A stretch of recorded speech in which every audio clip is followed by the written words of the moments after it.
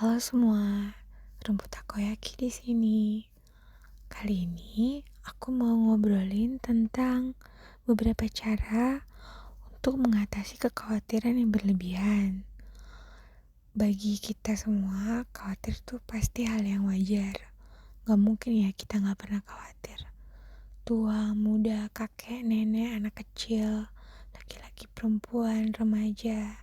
Kita semua pasti pernah mengalami yang namanya khawatir. Berikut ini adalah beberapa cara untuk mengatasi khawatir yang berlebihan. Pertama adalah latihan relaksasi. Kenapa latihan relaksasi? Coba. Karena kan di teknik relaksasi itu ada pernafasan dalam-dalam, kemudian meditasi, atau yoga. Nah, latihan ini dapat membantu menenangkan pikiran dan meredakan kecemasan. Kemudian yang kedua, kita bisa tetapkan prioritas. Fokus pada hal-hal yang dapat kita kontrol dan yang penting dalam hidup kita. Jadi kita harus identifikasi nih prioritas kita apa. 1, 2, 3, 4. Ada top 3, top 5, top 10. Kemudian alokasikan waktu dan energi untuk hal-hal yang kita anggap benar-benar penting. Jadi gak semuanya dipikirin satu-satu. Kemudian yang ketiga, hadapi pikiran negatif. Sadar sih, negatif thinking tuh pasti ada dalam kepala nih. Susah untuk ngilanginnya sepenuhnya. Kita harus sadar bahwa kekhawatiran seringkali muncul dari pikiran negatif yang tidak realistis. Jadi pikiran yang aneh-aneh. Nah, daripada berusaha keras untuk hilangkan, kita coba tantang nih pikiran-pikiran tersebut menggunakan pertanyaan. Bener gak ya ini bakal terjadi? Buktinya apa? Atau kalau beneran ini kejadian, apa ya yang bisa kita lakukan untuk bisa ubah? Tuh, kemudian yang keempat, batasi berita negatif. Terlalu banyak terpapar berita negatif dapat meningkatkan kekhawatiran. Jadi, jangan sering-sering baca berita-berita yang bikin kita sedih, kecewa, deg-degan, atau galau, atau marah. Pokoknya batasi waktu yang biasa kita habiskan untuk menonton berita atau membaca berita yang dapat memicu kecemasan. Fokuslah pada berita yang lebih positif dan inspiratif. Kemudian yang kelima, cari dukungan sosial. Berbagi kekhawatiran dengan orang terdekat dapat membantu meredakan beban emosional.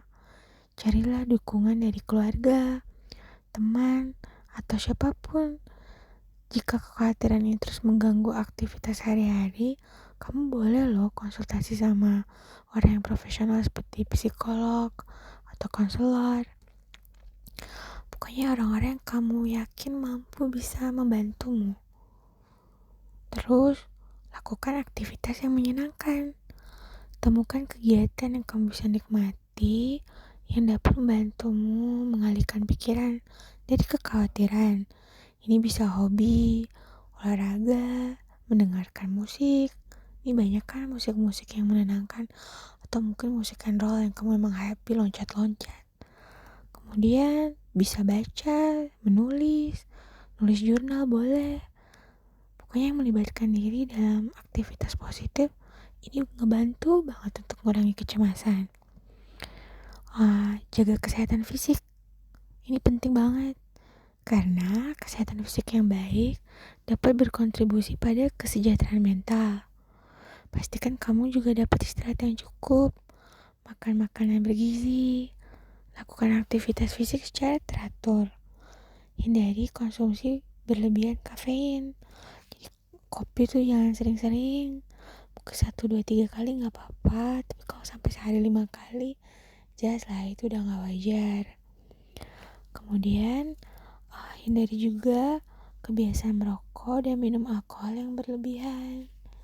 Selain itu, tetapkan batasan teknologi.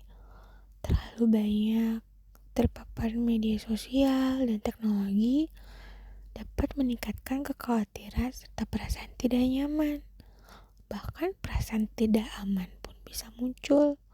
Tetapkan batasan ya, jangan sering-sering. Bisa mengurangi waktu yang dihabiskan untuk memeriksa Instagram, Facebook, atau mungkin Twitter atau X. Gunakan, aturlah waktu khusus untuk menjawab pesan atau email. Terus fokus pada saat ini.